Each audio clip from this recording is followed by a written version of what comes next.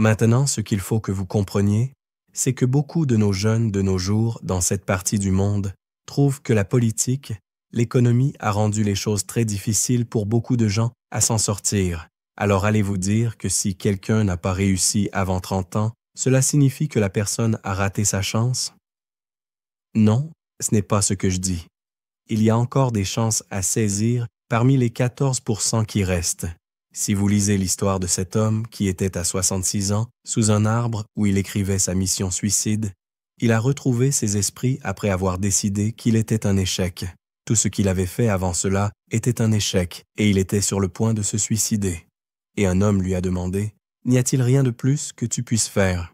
Il a dit, « Je peux faire frire du poulet. » Et il a repris espoir, est rentré chez lui et a commencé à faire frire du poulet et à l'envoyer dans différentes maisons. Et de là, il a créé cette franchise qui est partout dans le monde aujourd'hui. Et à 88 ans, il est devenu milliardaire en dollars américains. Il n'y a rien qui dit que vous ne pouvez pas réussir à 70 ans. Mais c'est comme une pyramide qui se rétrécit. Elle devient plus forte à la base. 86% se trouvent dans cette tranche d'âge. Mais au fur et à mesure que ça monte, ça se rétrécit. Vous pouvez réussir à 88 ans. Mais vous êtes comme le dernier 1% du nombre de personnes qui ont réussi à votre âge. Car en vieillissant, vous devenez plus réticent au risque, vous commencez à valoriser la vie. À 15, 17 ans, si vous me voyez conduire une moto, vous pensez que je vais mourir le lendemain. Je grimpe au sommet de la moto, je lâche mes mains, la mort ne traverse pas mon esprit. Vous êtes plus disposé à prendre des risques à cet âge. Si vous regardez le management même au niveau de la gestion, il vous emmène sur de hautes montagnes et des choses comme ça, parce que vous avez besoin de choses qui vous font peur pour construire la confiance, pour pouvoir prendre des décisions et des risques. Mais si vous êtes jeune et commencez à prendre ces risques, cela vous aide à mûrir parce que les affaires sont aussi un risque, vous devez prendre des risques commerciaux et des décisions difficiles.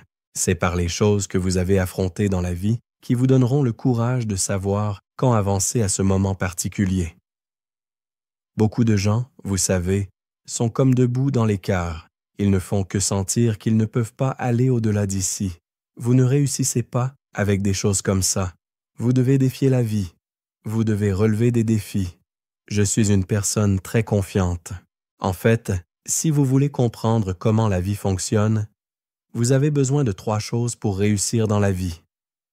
Numéro 1, c'est la vision. La vision est l'acte de voir la fin avant de commencer le voyage. C'est à propos de la destination, l'image que vous peignez dans votre esprit, la chose qui vous excite parce que vous croyez que vous allez y arriver. La deuxième chose dont vous avez besoin, c'est la foi pour croire en votre vision. Personne ne peut vous en dissuader. Vous serez prêt à être moqué. Si vous n'êtes pas prêt à ce que les gens se moquent de vous, vous ne vous dirigez nulle part dans la vie. Être moqué fait partie du package pour le succès. Mais quand cette vision se cristallise dans votre esprit, vous seul voyez quelque chose qu'aucune autre personne ne voit. Et si les gens ne disent pas que vous êtes fou, alors votre vision ne vient pas de Dieu, parce que vous devez en être si possédé jusqu'à ce que vous soyez presque comme une personne mentale que personne ne croira, parce que chaque vraie vision n'a qu'un seul croyant. Vous êtes le seul croyant de votre vision. Votre mère ne vous croit pas.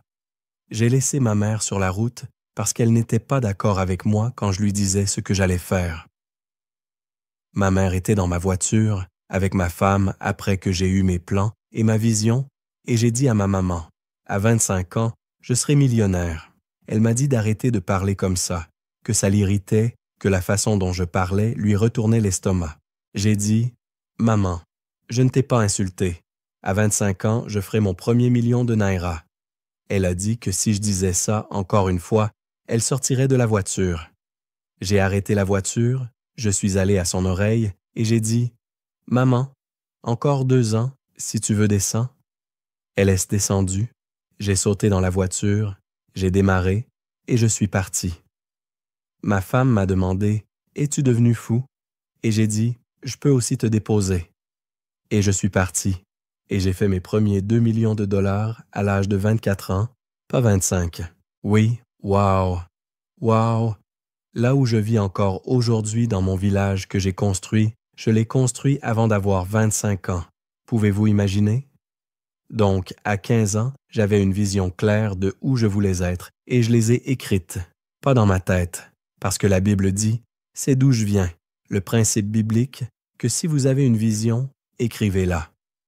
À 15 ans, j'ai écrit qu'à 18 ans, je veux vivre dans un appartement de 3 chambres qui m'appartient. À 20 ans, je veux emmener une dame à l'hôtel comme épouse. À 21 ans, je veux avoir un fils, un garçon. À 23 ans, je veux posséder une voiture et à 25 ans, je veux être millionnaire. Je ne l'avais pas dans ma tête.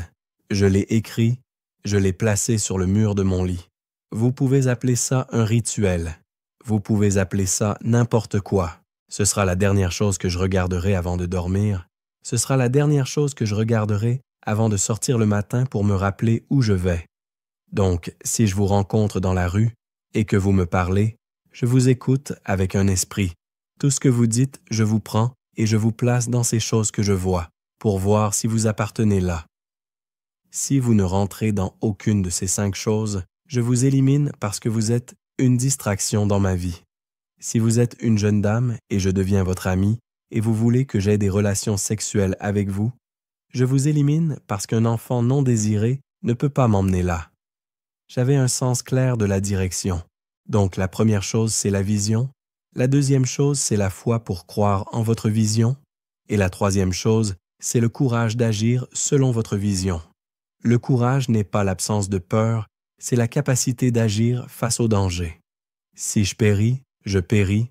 Vous êtes si confiant de où vous allez et qui vous voulez être que personne ne peut vous en dissuader. Ma défunte épouse, que Dieu bénisse sa mémoire. Quand je lui ai finalement parlé quand j'avais 17 ans, j'avais moins de 18 ans quand je l'ai approchée parce que j'avais un sens clair du but. Mon frère aîné vivait encore avec ma mère, là où j'avais quitté la maison de mon père, un 2 pièces où nous vivions tous. Et je suis allé louer un appartement de 3 chambres pour moi-même. À 18 ans, je vivais dans un appartement de 3 chambres parce que j'ai planifié ma vie. Et elle m'a demandé où est-ce que je l'emmenais dans le temps. J'ai partagé ma vision, j'ai dit, à 20 ans nous serons ici, à 21 ans nous serons ici, à 2. Elle a pris mes 2 mains et a dit, nous le ferons ensemble. C'est pourquoi je dis aux jeunes dames, ne demandez pas, est-ce que tu m'aimes? Component placement, c'est la pire question à poser. S'il ne vous aime pas, il ne vous parlera pas. Demandez-lui, partage ta vision avec moi, où m'emmènes-tu? N'épousez aucun homme qui n'a pas de plan pour sa vie, parce que nous allons heurter des rochers et des désastres. Donc, elle était une femme visionnaire, et elle m'a épousé contre tout le monde. Son oncle m'a tiré dessus 3 fois et m'a dit qu'il me tuerait parce que j'avais lavé le cerveau de leur fille. D'accord, parce qu'elle pouvait voir le feu qui brûlait en moi, et je l'ai partagé. Je l'ai emmené à l'hôtel le 23 septembre 1978. J'allais avoir 20 ans en décembre ce jour-là. Je l'ai battu de 3 mois. Je fixais des objectifs et je les battais. Maintenant, laquelle pensez-vous qui a le mieux fonctionné pour vous? Est-ce le travail acharné? Est-ce les relations ou la chance? Ce qui fonctionne le plus pour moi, c'est l'état d'esprit. Non, le travail acharné, je n'ai pas de relation, je n'ai rien de plus, rien. L'état d'esprit. Et cet état d'esprit vient de ma foi. Je crois en moi-même. Vous ne pourrez jamais me dissuader de moi-même. Je veux dire, je suis confiant en ce que Dieu dit de moi. Vous ne pouvez pas m'en dissuader. Donc, à 20 ans, j'ai emmené une dame à l'hôtel. J'ai fait ce que les maris faisaient à leur épouse. Mais Dieu savait que ces 2 bébés ne pouvaient-ils pas faire de bébés, et a fermé l'utérus parce que je voulais un fils à 21 ans, mais mon premier fils est arrivé à 26 ans. Ce ne sont pas toutes vos visions qui arriveront exactement comme vous les avez planifiées, mais j'ai poursuivi mes autres visions. À 22 ans, j'ai acheté ma première voiture, version Peugeot, couleur bleue, je l'ai battue d'1 an, c'était prévu pour 23 ans. C'était la voiture avec laquelle ma mère était avec moi et nous voyagions, et je lui ai dit ce que j'allais faire à 25 ans. La vérité est que vous devez vivre une vie intentionnelle. Ce que je dis aux jeunes gens, ne restez pas assis et dites « je veux réussir ». Demandez-vous comment. Comment utilise-t-il la bouche pour réussir? La même chose. Je veux être médecin. Comment? Votre pensée analytique s'enclenche. Vous devez être bon dans 5 matières scientifiques. Vous devez être bon en maths. Vous devez être bon en maths supplémentaires. Vous devez être bon en anglais. Vous ne l'avez pas. Ce n'est pas le problème. Vous avez déjà identifié quel est le problème. Alors vous prenez un tuteur, quelqu'un qui doit commencer à vous enseigner. Si vous êtes intentionnel, 8 ans à partir de ce jour, vous devenez médecin. Donc, c'est un état d'esprit. Je veux réussir comment? En regardant la télévision chaque matin ou en envoyant des messages WhatsApp à tout le monde? Donc, vous devez, quand votre pensée analytique entre en jeu, vous commencez à faire des provisions. Et c'est pourquoi, si vous n'avez pas de travail, allez chercher un travail maintenant. Le défi maintenant, c'est l'économie, comme elle est. Alors, quand vous grandissiez, c'était ça. Maintenant, c'est ça. C'est une excuse. Oui, mais vous savez, c'est quelque chose que les gens affrontent chaque jour maintenant. Si vous voyez la personne moyenne dans cette ère où nous sommes maintenant, vous avez fait toutes ces choses pendant que vous étiez très jeune dès la vingtaine, comme vous l'avez dit. Mais la personne moyenne, les jeunes de nos jours, peut-être 25, peut-être beaucoup à 30 ans, ils étaient encore dans la maison de leurs parents. Donc, l'économie, c'est là que se trouve leur problème majeur, parce que les parents n'ont pas fait du bon travail avec leurs enfants. Il y a des parents qui soutiennent encore des enfants de 30 ans en leur donnant de l'argent. C'est mauvais, absolument c'est mauvais, c'est mauvais. Comment pourriez-vous voir un enfant qui a 30 ans et vous lui donnez encore de l'argent de poche, collectant encore de l'argent de vous, vivant dans votre propre maison? Donc, vous le chassez, bien sûr. Savez-vous comment l'ego traite ses propres enfants? L'aigle vit avec leur maman sous la chaise, mais à un certain moment, il emmène ses enfants en vol, il commence, il déchire tous ses revêtements qu'il a mis, seuls les serres sont là pour que les enfants ne grandissent pas dans une zone de confort. Vous grandissez dans des conditions difficiles. Si la vie continue, tout être humain, Henry Ford, a dit que personne n'est incapable de faire plus qu'il ou elle ne pense pouvoir, mais nous nous limitons tous. Si je vous dis maintenant que vous pouvez tous sauter et frapper cette balançoire maintenant, vous me direz qu'il n'y a pas de ressort dans votre jambe. Si 5 lions tombent ici maintenant pour nous manger, vous atteindrez votre plein potentiel, votre ressort poussera dans votre jambe, vous serez surpris de voir comment vous êtes accroché au sommet de cette chose quand le lion sera parti, parce que vous savez que les lions ne sautent pas, parce qu'à ce moment-là, quelque chose se libérera en vous, l'instinct de survie. L'instinct de survie, des choses que vous n'avez jamais cru pouvoir faire. Donc, si vous restez dans une zone de confort normale, je ne peux pas, non, je ne peux pas faire comme ça, mais si la situation vous confronte avec ça. Donc, c'est pourquoi ils disent que la nécessité est la mère de l'invention. Il y a beaucoup de choses que je n'ai jamais cru pouvoir faire. Donc, la mort de mon père était une opportunité. Ces difficultés que nous avons au Nigeria sont une opportunité de croissance, une opportunité de développement, mais certains Nigérians les prennent comme excuse de ne rien faire. Vous devez confronter la vie maintenant. Quel est le trait numéro 1 que vous voyez chez quelqu'un dont vous pouvez dire « cette personne va réussir » ou « cette personne ne va pas réussir ». Je n'appellerai pas ça un trait. Je viens de dire « qu'est-ce qui vous excite chez les gens ?» J'aime les gens qui travaillent dur, les gens qui ont une vie motivée par un but. La vie consiste à accomplir un but. Nous ne sommes pas nés juste pour manger de la nourriture et mourir. Donc, quand je vois un individu qui est très intentionnel dans ce qu'il fait, vous pourriez être un agent de circulation. Il y a beaucoup d'agents de circulation que vous voyez. Vous savez, il y a une différence entre cet agent de circulation.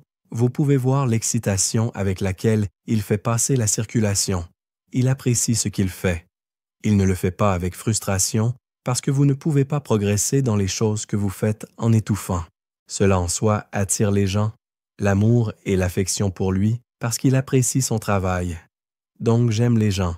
Quand je vois des gens qui ont l'esprit ouvert comme ça, je dis juste « Regardez celui-ci, il ira loin dans la vie ». Parce que le fait que vous contrôliez la circulation aujourd'hui ne signifie pas que vous allez contrôler la circulation pour le reste de votre vie, mais vous avez une vie à vivre. Si cette personne passe dans un bureau, elle aura ce même état d'esprit et les choses sont un produit de l'avenir qui ira loin. Donc, je n'appelle pas ça une menace, mais j'appelle ça une ingéniosité que je vois chez les gens et être capable d'identifier quelqu'un qui est très déterminé et qui ira loin dans la vie. Pensez-vous que Dieu a créé tout le monde pour réussir? Absolument. Donc ça veut dire, mais même la Bible dit, les pauvres, vous les aurez toujours avec vous. Pensez-vous qu'il y a des gens que Dieu a dit, vous devez finir pauvre dans votre vie? Quelle était votre définition de pauvre? Vivre la vie comme vous avez commencé dans votre propre vie. D'accord, s'il vous plaît, consultez votre dictionnaire occidental. Pauvre ne fait pas référence aux gens qui manquent, pauvre fait référence aux gens qui sont improductifs. Oui, pauvre ne signifie pas que vous n'avez pas d'argent. Pauvre signifie que vous n'êtes pas productif. C'est la définition du dictionnaire sur pauvre. Donc, si vous êtes prêt à travailler dur, j'ai vu des gens qui sont aveugles, mais ils sont plus riches que les gens qui travaillent. Mon beau-frère, le frère aîné immédiat de ma femme, est aveugle. Il est allé à l'école. C'est un conférencier. Il vit dans sa propre maison. Il a eu des enfants. Il a eu une femme. Il ne veut pas que vous ayez pitié de lui. C'est tellement que parfois je dis « Sunday, es-tu sûr que tu ne vois pas? » Parce que les gens ne savent pas que la façon dont Dieu crée les gens, tout ce qui vous manque dans la vie, Dieu vous donne quelque chose pour compenser. Quand vous ne pouvez pas voir, votre odorat est plus aigu. Il y a 5 sens que Dieu a mis chez quelqu'un. Oui, la première fois que j'ai commencé à me demander si cet homme peut voir, la première fois qu'il vous tire près comme ça, il ne savait pas que vous aviez une odeur corporelle, mais il sent. Donc une fois qu'il s'approche de vous, il appelle votre nom. J'ai dit, cet homme doit voir. Il ne voit pas, mais parce que vos autres sens sont ternes, parce que vos yeux peuvent voir. Quand vous ne pouvez pas voir, voix, vos autres sens sont aiguisés. Des gens comme moi, parce qu'initialement, en grandissant jusqu'à l'âge de 11, 12 ans, je ne pouvais pas écrire, ma mémoire de rétention est plus aiguë. Il n'y a rien que j'ai discuté avec vous il y a 40 ans. Si vous le mettez comme ça, j'ouvre juste le chapitre dans mon cerveau. Celui dans mon cerveau est meilleur que celui que vous avez dans votre note, parce qu'il l'enregistre. Donc, parce que je ne pouvais pas prendre de notes, je commençais à chercher où j'avais pris des notes. Je prenais ces notes dans mon cerveau. Donc les gens se sous-estiment juste, mais Dieu a fait tout le monde pour réussir. Que vous réussissiez ou non dépend de votre attitude, de l'approche que vous avez de la vie, de ces choses que Dieu a faites. Je crois que tout le monde peut réussir.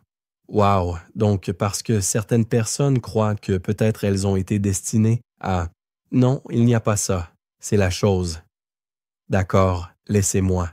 Que comprenez-vous comme destin? Laissez-moi vous expliquer le destin parce que ce sont « Je vais dans les églises des gens, ils commencent des chansons « Changeurs de destin ». Venez changer mon destin. Quand ils arrivent là, je reste silencieux. Je ne chante pas cette chanson, et certains, j'ai dit, « Pourquoi est-ce que je demande à mon destin? J'aime mon destin. Pourquoi voulez-vous le changer? Est-ce qu'ils aiment le leur? Qu'est-ce que s'ils n'aiment pas le leur? D'accord. Donc, si vous ne l'aimez pas, vous le changez. Et c'est pourquoi ils chantent « Changeurs de destin ». D'accord. Donc, personne ne le changera. Ils doivent le changer eux-mêmes. Eux-mêmes, pas Dieu va changer. Non, non, non, parce que Dieu leur a donné pouvoir sur tout, et je vais expliquer. Le destin est comme 2 jeunes garçons intelligents qui croient et qu'ils savent tout. Et puis, il y a un homme ancien dans leur village qui est comme un oracle qui peut vous raconter l'histoire de votre vie. L'interpréter. Donc ces 2 jeunes garçons ont dit « Pour la première fois, nous allons faire un imbécile de cet homme parce qu'il pense qu'il en sait trop. » Ils sont allés et ont pris un oiseau, un petit oiseau, et l'ont caché dans leur dos et ont rencontré l'homme ancien et ont dit « Nous venons pour résoudre un mystère. Nous avons un oiseau dans notre dos et nous voulons juste que vous nous disiez si cet oiseau est vivant ou mort. » Et ils ont commencé à ricaner, parce que dans leur esprit, l'homme échouera. S'il dit que l'oiseau est vivant, ils écraseront l'oiseau et lui montreront un oiseau mort. Si l'homme dit que l'oiseau est mort, ils lui montreront l'oiseau qui est vivant pour qu'il puisse voir son échec. » Donc il riait. L'homme ancien aussi a commencé. Il a dit, « Pourquoi riez-vous » Ils ont dit, « Non, nous rions tous. » Il a dit, « D'accord, dites-moi si cet oiseau est vivant ou mort. » L'homme âgé a dit, « Que cet oiseau soit vivant ou mort, c'est à vous de décider. » Waouh! Si vous voulez le tuer, parce que c'est ça le destin. Si vous pouvez lire des livres, vous êtes allé à l'école et votre père peut payer vos frais de scolarité, et vous voulez lire la médecine, vous êtes un médecin destiné. Que vous deveniez médecin ou non, c'est à vous de décider. Ça n'a rien à voir avec votre père, parce que vous pouvez aller à l'école et rejoindre les renégats et courir partout, jouer avec toutes les filles ou tous les garçons. À la fin de 8 ans, vous ne diplômerez pas. Votre père n'est pas la personne qui ne vous a pas fait diplômer, vous avez refusé de diplômer. Laissez-moi vous donner une autre destination du destin. À quoi ça ressemble? Un homme ancien, un jeune homme est allé voir un homme ancien et a dit, « Pouvez-vous me dire à quoi ressemble mon avenir? » L'homme ancien a fait un cercle autour du rebelle et a pris un mille-pattes. Vous savez ce que c'est qu'un mille-pattes? Et l'a mis sur le sol et a dit, « S'il y a un cercle, 2 tours, 2 cercles, un noir, un blanc, il a dit, « Si cette chose rampe dans celui blanc, votre avenir est très brillant. Si vous rampez dans celui noir, vous êtes condamné à vie. » Et le jeune homme était assis, nous regardions la chose. La chose se rapprochait du bord du blanc, elle a commencé à bouger, est revenue là, a bougé encore en allant vers le blanc. Au moment où elle est arrivée au bord du noir, le jeune homme a pris sa main, l'a attrapée et a dit, « C'est là que j'appartiens. » C'est de ça qu'il s'agit. Vous devez faire quelque chose. Ils vous ont déjà dit que si vous allez ici, vous mourrez et vous restez en arrière, et tenez votre main et permettez à ça d'y entrer. Ça signifie que vous faites quelque chose.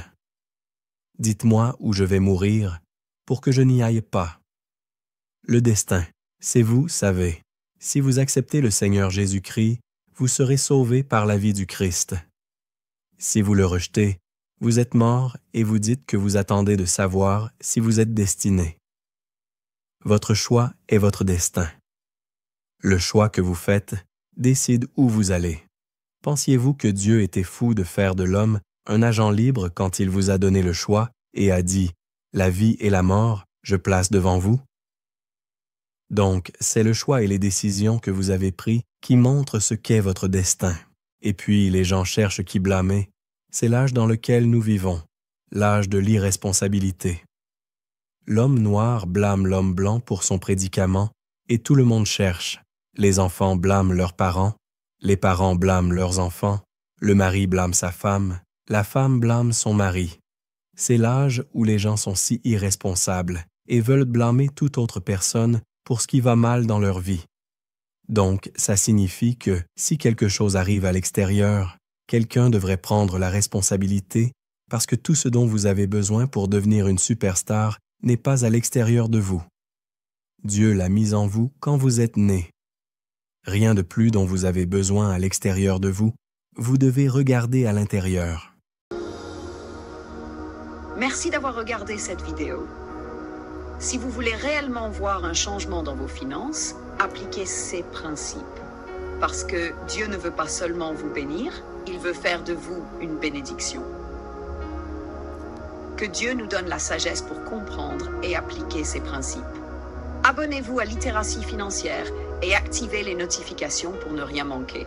À la prochaine, les milliardaires.